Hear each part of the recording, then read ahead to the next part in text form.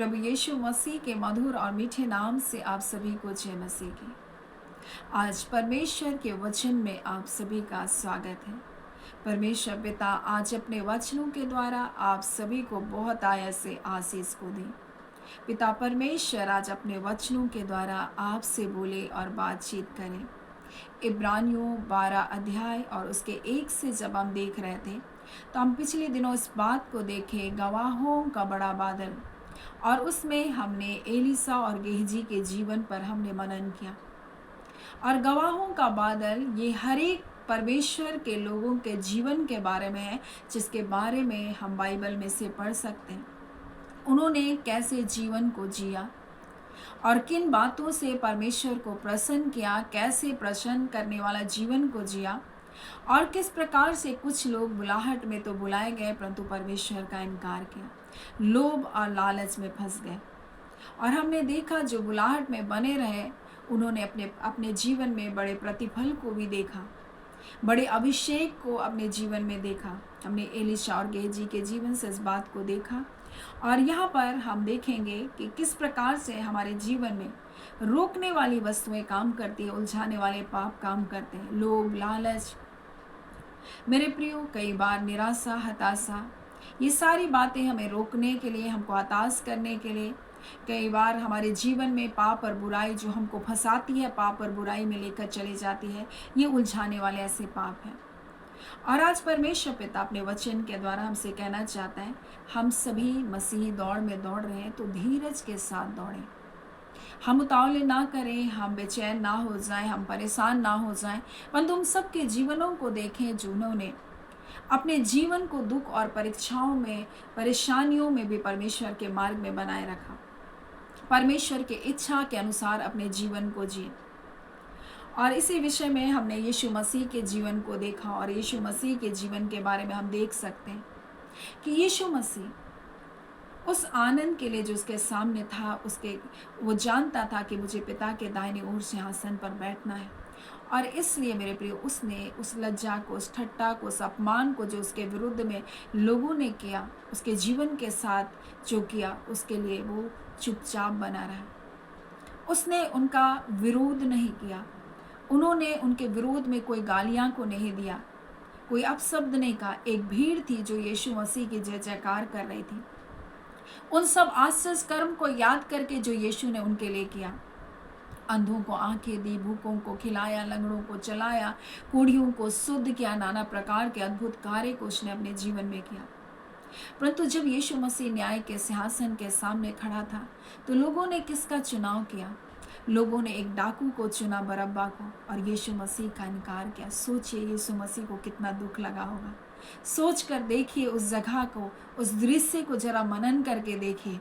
यीशु मसीह जो उनके साथ रहा, उनके दुखों में उसके साथ रहा, उनकी तकलीफें उसको तकलीफ पहुंचाती थी। लिखा है वो बीमारियों को देख करके तरस से भर जाता था। इतनी पीड़ाओं को, जो दूसरों की पीड़ाओं को अपनी पीड़ा समझ रहा था जो यीशु मसीह, आज जब वो पीड़ा में था, न्याय के सिंहासन के पास था, भीड़ ने उसका चुनाव नहीं किया, परंतु बरअब्बा, डाकू, एक कुकर्मी, एक हत्यारे को लोगों ने चुना। आज उसका जीवन हमारे लिए एक उदाहरण, एक गवाह है मेरे प्रियो, कि हम जब इस संसार में जब जीते हैं, जब हम अच्छाई के काम करते हैं, जब हम दूसरों के जीवन के बारे में सोचते हैं, हम जो दूसरों के भविष्य अच्छा हो ऐसा सोचते हैं, और कई बार हम उस जगह दुख भी उठाते हैं, हम उस जगह कई बार तकलीफों में से होकर के भी जाते हैं, परंतु जब अंततः चुनाव की बात आती है तो लोग जो आप भलाई करते हैं उसको ना चुन करके, मेरे प्रिय, जो बुराई करने वाले ऐसों का चुनाव करता है, तो निश्चय करके हृदय क्या होता है? दुखित होता है, हृदय टूटता है। मेरे प्रियो, आपका हृदय टूटता होगा कि मैंने इतनी भलाई किया, उनके दुखों में उसके साथ बना रहा, लेकिन जब चुनाव की बारी आई तो लोगों ने वो जो बुरे थे, बुरे लोग थे, जिनके काम बुरे थे, उनको चुनाव किया। आज ये संसार है और ये प्रारंभ से होता आया, और इसी प्रकार से मेरे प्रियो यीशु मसीह के साथ उन्होंने किया। उन्होंने बरअब्बा नाम डाकू को क्या किया? चुना। परंतु यीशु को कहा क्रूस पर चढ़ा, क्रूस पर चढ़ा। उस जगह जब चुनाव की बात को देखते हैं तो आपका हृदय भी दुखित होगा, क्योंकि उन्होंने क्या किया? ज्योति को नहीं चुन करके अंधकार को चुना। आज ये संसार अंधकार को चुनता है, ज्योति का इनकार करता है। अब जो प्रभु के मार्ग में चलते हैं आपका तिरस्कार कर सकते हैं, क्योंकि उन्होंने जब यीशु मसीह का जब इनकार किया, मेरे प्रियो आपका भी इनकार करेंगे, क्योंकि उनके काम बुरे हैं, इसलिए उसको बुरे काम के लोग ही पसंद है। उनके काम गंदे हैं और इसलिए उसको गंदगी ही पसंद है। और लोगों के चुनाव से आप जान सकते हैं मेरे प्रियो कि वो किस प्रकार से वो ज्योति को और अंधकार का चुनाव करते हैं संसार में। आज परमेश्वर पिता अपने वचन के द्वारा हमसे क्या कहना चाहता है? हम जिस दौड़ में दौड़ रहे हैं, हम धीरज के साथ दौड़ें, क्योंकि धीरज धरने वालों का बड़ा प्रतिफल है। याकूब में इस प्रकार से परमेश्वर का वचन हमसे क्या कहता है, जब हम देखेंगे 5वां अध्याय और उसके 11 में, देखो हम धीरज धरने वालों को धन्य कहते हैं। परमेश्वर का वचन याकूब 5:10 में लिखा, हे भाइयों, जिन भविष्यवक्ताओं ने प्रभु के नाम से बातें की और उनको दुख उठाने और धीरज धरने का एक आदर्श समझो। ये गवाहों का बादल है, उनके जीवन को तुम आदर्श समझो। यही तो वो गवाहों का बड़ा बादल है जिनके जीवन को हम देख सकते हैं कि उन्होंने परमेश्वर की बातें की परंतु दुख उठाया, प्रताड़नाओं से होकर गुजरे, उनका तिरस्कार किया गया, उनको अस्वीकार किया गया। और इसलिए कहता है उनके जीवनों को देख करके मेरे प्रिय तुम उनको क्या करो? आदर्श समझो। उन धीरज धरने वालों के जीवन को देखकर एक आदर्श समझो, क्योंकि देखो हम धीरज धरने वालों को धन्य कहते हैं। परमेश्वर धीरज धरने वालों को धन्य कहता है। शैतान में कोई धीरज नहीं है, वो तावला करता है, वो क्रोधी है, परंतु परमेश्वर के लोगों, परमेश्वर आपसे कहना चाहता तुम धीरज धरो, क्योंकि धीरज धरने वालों को परमेश्वर धन्य कहता है। और परमेश्वर की इच्छा है कि हम सिद्ध हो जाएं, हम पूरे हो जाएं, हमें किसी बात की घटी ना हो। और इसलिए तो याकूब 1 अध्याय में और उसके 4 में लिखा है, पर धीरज को अपना पूरा काम करने दो कि तुम पूरे और सिद्ध हो जाओ। परमेश्वर चाहता है कि आप पूरे रहो, आप संपूर्ण बनो। परमेश्वर चाहता है आप क्रोधित ना हो, परंतु जब कोई आपके विरुद्ध में बुरी बुरी बातें कहे, जब आपको अपमानित करे, जब आपके ऊपर गाली गलौज करे, तब आप क्या करें? तब परमेश्वर कहता है तुम धीरज धरो। और नीति वचन में हम एक वचन को देखेंगे जो बहुत अद्भुत है। नीति वचन 25 उसके 15 में लिखा है, धीरज धरने से न्याय मनाया जाता है। धीरज धरने से आपके काम होंगे, धीरज धरने से न्याय मनाया जाता। और यीशु मसीह ने भी एक उदाहरण दिया एक विधवा स्त्री के बारे में, जो प्रतिदिन अन्यायी न्यायाधीश के पास जाती थी और कहती थी मेरा न्याय चुका। और यहाँ इस प्रकार से लिखा, और कोमल वचन हड्डी को भी तोड़ डालता है। आप कोमल वचन को बोलिए, आप कड़वाहट से नहीं बोलिए। जब कोई क्रोध दिलाता है तो हम भी क्रोध से भर जाते हैं। जब कोई आपके बारे में बुरा कहता है, तिरस्कार करता है, तो आप क्रोध से भर जाते हैं। परंतु वो स्त्री क्या कर रही थी? प्रतिदिन जाती थी और कहती थी मेरा न्याय चुकाइए। वो चिल्लाती नहीं थी, झगड़ा नहीं करती थी, बुरा नहीं कहती थी, परंतु कहती थी मेरा न्याय चुकाइए। और वो अन्यायी न्यायाधीश प्रतिदिन उसके जीवन को देखता था और देखता था ये स्त्री बार बार मेरे पास आती है, कोई बुरी बात नहीं, परंतु वो न्याय मांगने के लिए आ रही थी। और इसी प्रकार से मेरे प्रिय धीरज धरने के द्वारा न्याय मनाया जाएगा। आप धीरज धरेंगे और आपके काम होंगे। उतावली से जो कुछ प्राप्त होता है उसके साथ दुख होता है, परंतु जो धीरज धरता है वो बड़ा प्रतिफल को अपने जीवन में पाएगा। और इसीलिए तो परमेश्वर का वचन याकूब 5वां अध्याय में लिखा, तुमने अय्यूब के धीरज को तो देखा और उसका प्रतिफल भी तुमने देखा। अय्यूब अपने जीवन में बुराई नहीं किया, दुख और तकलीफ आया, बाल बच्चे खत्म हो गए, धन संपत्ति खत्म हो गया, उसके भाई बहन उससे अलग हो गए, उसकी पत्नी ने भी कहा तो तिरस्कार कर दे, सब छोड़ दिए उसको। बीमारियों में शरीर गल रहा था, बड़े बड़े फोड़े हो चुके थे, शरीर से दुर्गंध आ रहा था, परंतु क्या कह रहा था वो?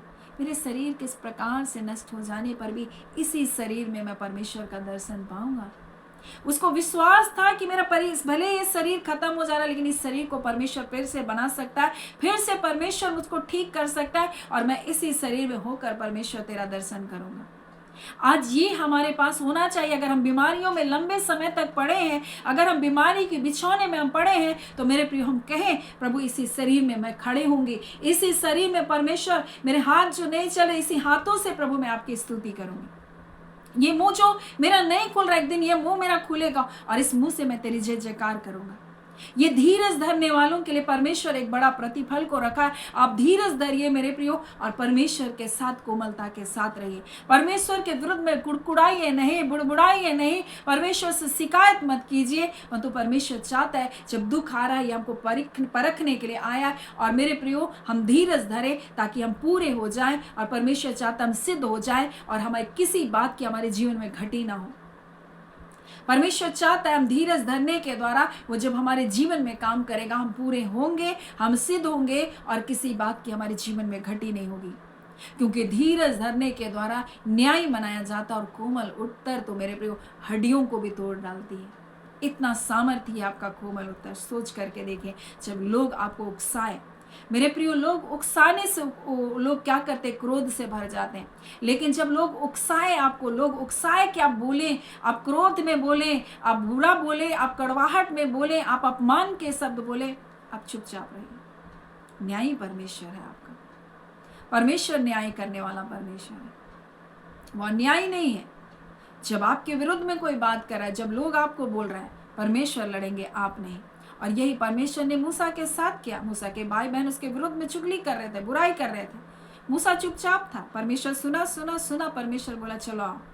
तीनों को बुलाया, मरियम को बुलाया, हारून को बुलाया, और उनसे बातचीत किया। परमेश्वर, तुम कौन होते हो मेरे बुलाए हुए दास के बारे में बुरा कर रहे हो?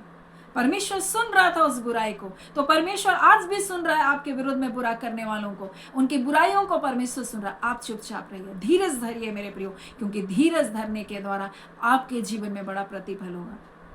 चाहे कुछ भी आपके जीवन में क्यों ना हो रहा, परंतु परमेश्वर चाहता है कि हम जिस दौड़ में हम दौड़ रहे हैं, हम धीरज के साथ दौड़े, अपने यीशु मसीह की ओर देखें। सिद्ध करने वाले यीशु, हमारे विश्वास के कर्ता यीशु मसीह की ओर देखें, क्योंकि उसने धीरज धरा। वो पलटनों को बुला सकता था, स्वर्गदूतों की सेना को बुला सकता था, एक बार में सबकी जुबान बंद कर सकता था, सबको नष्ट कर सकता था, सबको मार सकता था, परंतु वो चुपचाप था, धीरज धर रहा था, क्योंकि उसको पता था इस धीरज धरने के द्वारा परमेश्वर मुझको सब नामों से श्रेष्ठ नाम देगा। इस धीरज धरने के द्वारा मैं पिता के दाहिने ओर जा करके बैठूंगा, और मेरे प्रिय हमारे लिए एक बड़ा प्रतिफल है परमेश्वर के सामने। क्योंकि मनुष्य जो कुछ इस पृथ्वी में बोलेगा, एक दिन उस बोलने का न्याय उसको देना पड़ेगा, उस शब्दों का न्याय चुकाना पड़ेगा। इसलिए अपने मुंह को संभाल कर रखें,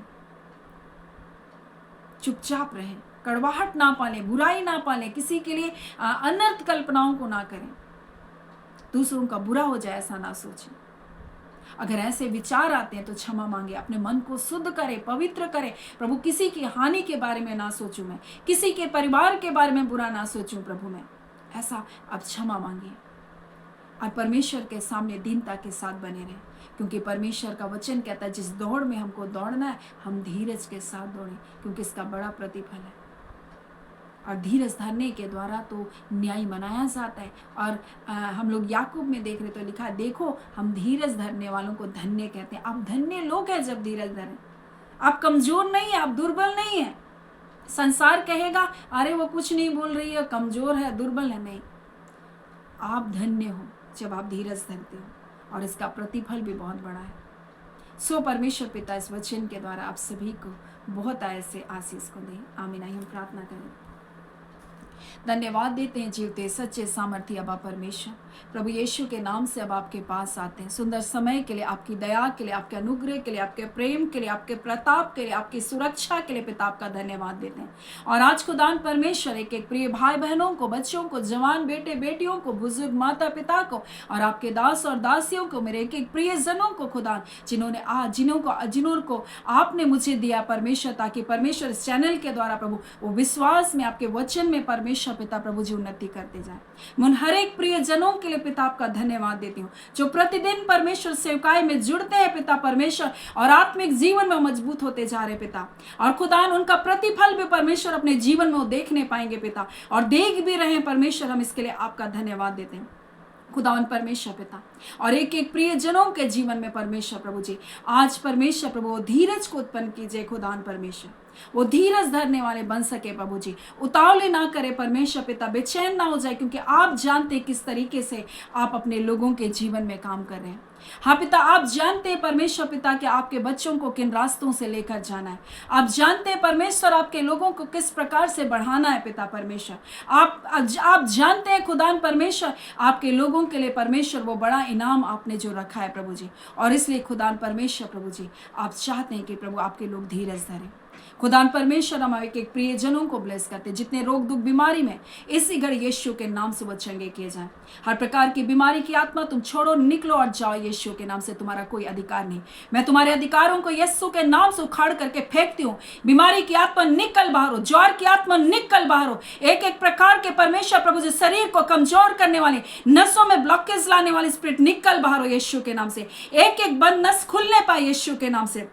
एक एक बंधन बंधवाई टूटे यीशु के नाम से। जो बीमारियों के बिछौने में प्रभु जी आपका सामर्थ उतरे खुदान परमेश्वर पिता, और इसी घड़ी वो चंगे किए जाए। एक एक परमेश्वर प्रभु जी जो रुके हुए कार है प्रभु खुले यीशु के नाम से। हर एक प्रकार के परमेश्वर बंधन बंधवाई टूट जाए यीशु के नाम से। इसी घड़ी अंधकार की सारी शक्तियां इनके घरों से, इनकी जिंदगियों से, इनके काम काज से प्रभु जी निकल बाहर होने पाए। जो पिता परमेश्वर व्यापार को रोक करके रखा है प्रभु, जो बिजनेस को बढ़ने नहीं देता, जो पिता परमेश्वर कार्य को बढ़ने नहीं देता है, ऐसे सारे बंधन टूट जाएंगे यीशु के नाम से। जितने परमेश्वर गलत शब्द आपके लोगों के विरुद्ध में शत्रु ने रिलीज किया है आपके लोगों को रोकने के लिए और बढ़ोतरी से रोकने के लिए, बढ़ने से रोकने के लिए, ऐसे सारे बंधनों को मैं यीशु के नाम से तोड़ती हूँ। और इसी घड़ी यार बंधन टूट रहा है प्रभु। इसी घड़ी अंधकार की सारी शक्तियां प्रभु जलाई जा रही है। इसी घड़ी प्रभु जी आपका धन्यवाद करते पिता कि आप अपने लोगों के जीवन को स्पर्श कर रहे हैं प्रभु जी। हाँ पिता, हर प्रकार की बीमारी प्रभु आपके लोगों के शरीरों को छोड़कर जा रही है।